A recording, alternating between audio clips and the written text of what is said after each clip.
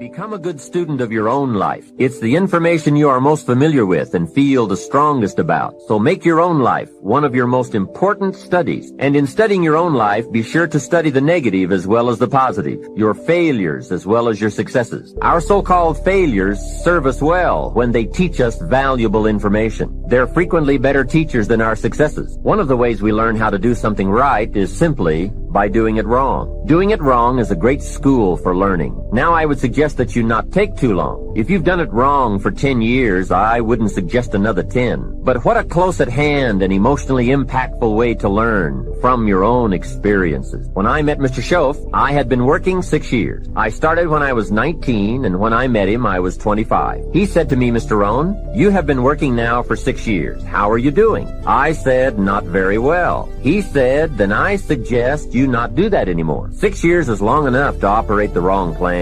Next he asked, how much money have you saved in the last 6 years? I said, not any. He said, who sold you on that plan 6 years ago? What a fantastic question. Where did I get my present plan that wasn't working well? Hey, everyone has bought someone's plan. The question is, whose? Whose plan have you bought? Now, those initial confrontations as you come to grips with your own past experiences may be a little painful at first, especially if you have made as many errors as I did. But think of the progress you can make when you have finally confronted those errors by becoming a better student of your own life. Now, the next way to learn is from other people's experiences. And remember, you can learn from other people whether they have done it right or wrong. You can learn from negative as well as positive. The Bible is such a great book because it is a collection of human stories on both sides of the ledger. One list of human stories is called examples. Do what these people did. And the other list of human stories is called warning. Don't do what these clods did. What a wealth of information. What to do and what not to do. I think it also means, however, that if your story ever gets in somebody's book, make sure they use it as an example, not a warning.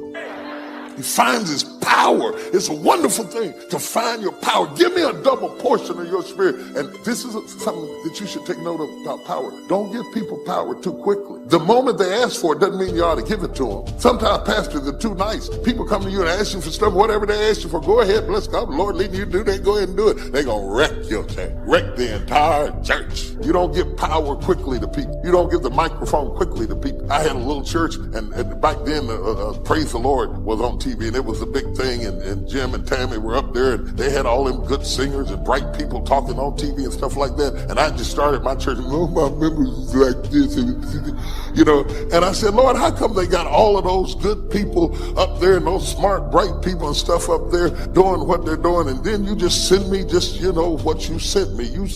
I had some people had their shoes on backwards and stuff, you know, and and suddenly the Lord spoke back to me and said, they got some people like that too, but they're not up front. Have you given power to the wrong person? I believe complexity is the enemy of execution. That's what it is. You got to make it so simple, people do it. Complexity is the enemy of execution. So I'll get it simple. You get it to me, I'll make it simple. He goes, well, it uses leverage. I said, give me one that doesn't leverage that anybody could do. They could do it with ETFs. He goes, well, I don't know. I don't know what that's going to look like. It won't be perfect. I said, your worst plan is going to be better than anybody else's best plan. And then he this moment of engagement, this magic moment, he opens up and he goes, okay. And I'm writing like crazy. I got the video camera going. I'm feeling this vibration in my body. I left so excited, knowing it was something special, but not knowing what it was. But that formula, I took it to Hightower, $30 billion asset company, said, test this 30 years, 40 years, 75 years. How's this done? Over all that time period, in the last 30 years, it lost money 4 times. Made money every other time. And the 4 times, one of the losses was 0.003. So it really practically lost money 3 times. You know what the average loss was? 1.9%. But the average gain, just under 10 all in. The largest loss in 75 years. It's been right 85% of the time. The largest loss was 3.95, as that was 2008. Less than 4% when the rest of the world, from top to bottom, lost 51%. It's in my book, by the way. And so a bunch of my partners are like, hey, this is a business. Don't put that shit in the book. And I said, you know what? It is a great business. We can help people do it if they want to do it, but it wasn't offered in that spirit. So it's there. I tell you this because I want you to understand with engagement, you can get anything. But engagement, I want you to define it, I want you to experience it. So what's the first thing that allows you to engage somebody? What's the number one thing? Right now, if I said to you, what is it? How many think Mark is a fairly engaging guy without blowing smoke? How many have to say this guy's pretty damn engaging? Say I. What makes him engaging? What makes somebody you find engaging? What makes them engaging to you? What is it about them? Think about it. Say it out loud. What makes somebody engaging? They're positive? What's that? Eye contact makes somebody engaging. She's talking about another level of engagement. I can feel it right now.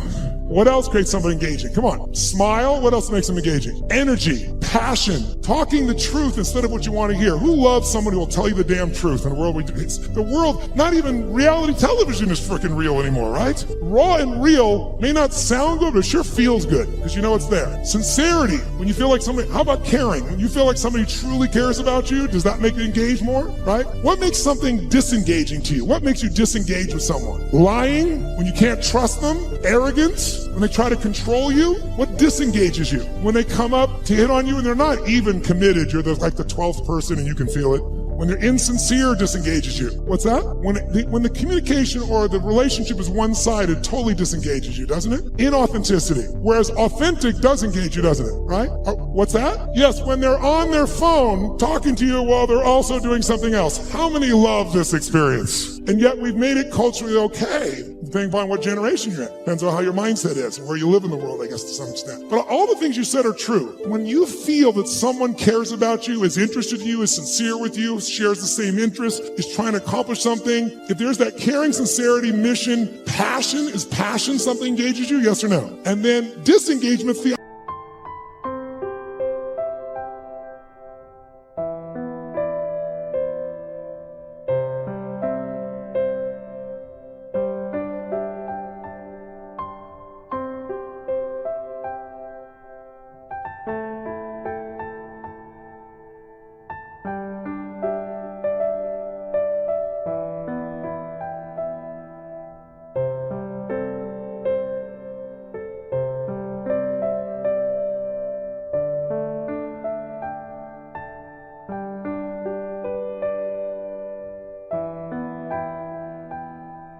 opposite, but all of them start with one thing that I want to do right now so we can shift this gear, because you've been sitting way too long and so quietly. You've been so nice, but this passive learning has got to end now. I just did it so it wouldn't feel jolting when we began. Now we can step into the real game. And here's how I want to do that. First of all, energy. Energy is the base. How many agree energy is engaging? Say I. If you want to change something in your life and you are what I call energy poor, low energy, are you going to follow through? Yes or no? You love your husband or wife, but you're exhausted. Love you.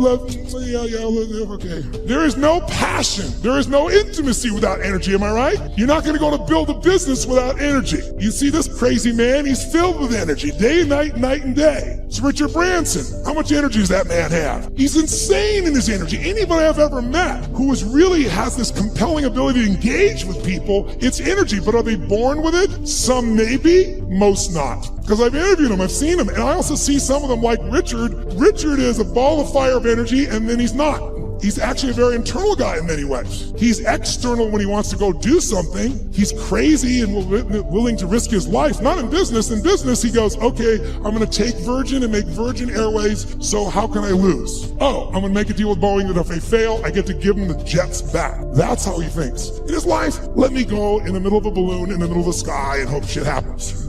See, the cool thing about me is I ain't got nothing to sell you. I ain't got nothing for you. I'm just going to tell you how you can get to the next level. Now, I've been debating on how I was going to do this, but I thought the best way to go about this is just tell you my story. And in my story, maybe you can see some of yourself. Listen, man, anybody can be successful, but you got to understand.